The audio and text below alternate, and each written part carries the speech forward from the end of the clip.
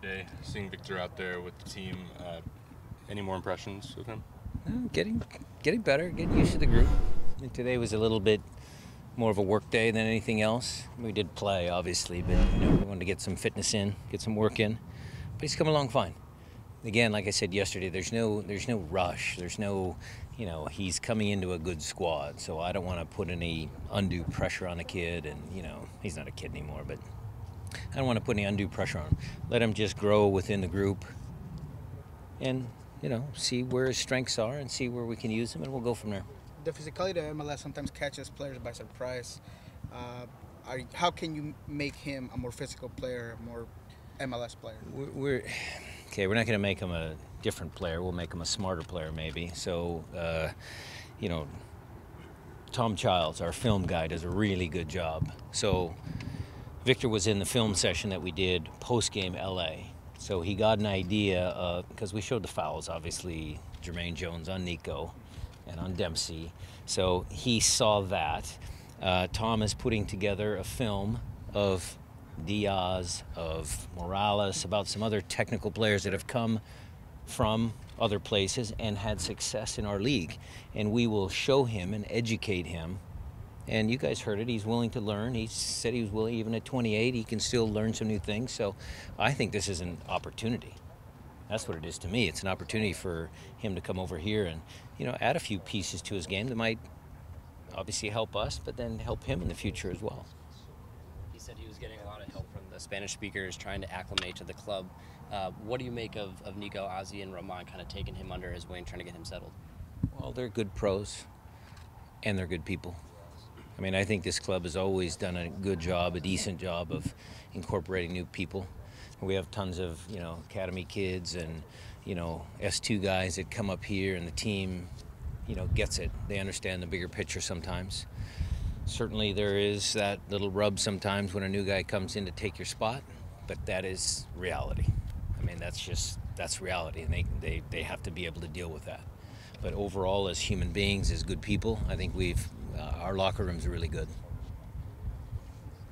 Seems that I'm assuming what happens when you do that. Seems that your styles, you need speed on the field, along with defense and technicality. But is that a fair assumption? Because everybody brought in has got speed, and you guys bring up has speed. Oh, we like speed. It's certainly a God-given gift. It's always nice to have that, but you need a balance. Not everybody can be fast, So if he's speedy up here in his thought process of the game, it makes him look like a faster player. That's different than, Jordy's raw speed or, Nuhu's raw speed. So I want him to play fast, yes. It's not always just measured in 100-meter dash. Quick question, just the process. When you look at a player, they scout, where do you put your input, and then when do they take the test? Because Garth talked about the different tests that go out there. I guess I'm trying to figure out, after you talk to Garth, do you talk to Garth? Garth talks to you, Chris Henderson, and then how does that process go? We get a lot of our information based on who's seen the guy the most, but it's a group. Garth, Chris, and Kurt. They shouldn't be reticent to not take credit. They've all watched him.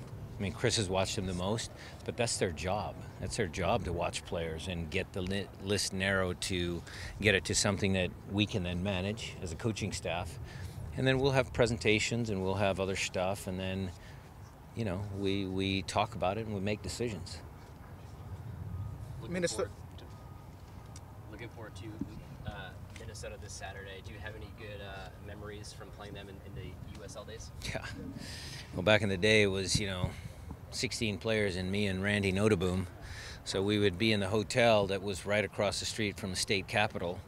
So we would just take the bag of balls and, walk across the street and do a little training session in the middle of the state capitol, which was pretty fun. But, the Blaine complex where we used to play is a massive, massive place. It was a big field. We had success there. So some fond memories. Taylor Graham had shared a story with us that you guys would play Minnesota, then the next day play Montreal in the afternoon with 16 players, 2 of them goalies. That's why you got to be mentally tough. My teams, I like mentally tough players. I think we got that. Yeah. those guys started. Zach, Taylor, Raj, Danny Jackson, Leighton. A lot of those guys started that process. Preston Burpo. A lot of guys from the USL team were mentally strong enough to play either, Friday, Saturday, or we had Miami and Puerto Rico. You play Friday, Sunday. So, good old days. How's the team health-wise? Getting overall? better. Getting better. Ozzy, Getting better. Is there a deadline on Ozzy? Well, Ozzy trained today. He didn't train in full, but he was on the field kicking a soccer ball, and that's big news. Minnesota's coming up.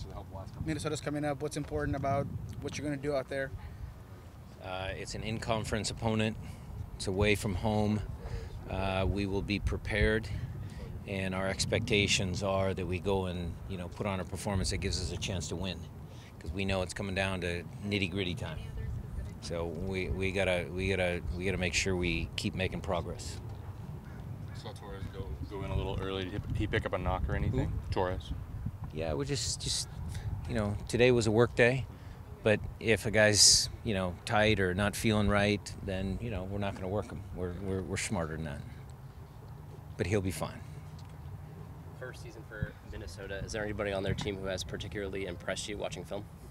Yeah, they've got a steady squad. I mean, you can't sell them short. Sam Cronin's been in this league for a long time. I know Birch is injured. Denaldi's good, the young kid. I mean, some talk about USL guys, a couple guys that came up from lower leagues that are doing really well for them. It's a strong team. Adrian's I would like to call him a good friend. I've always respected what he's done, and he'll have his team prepared and ready to go.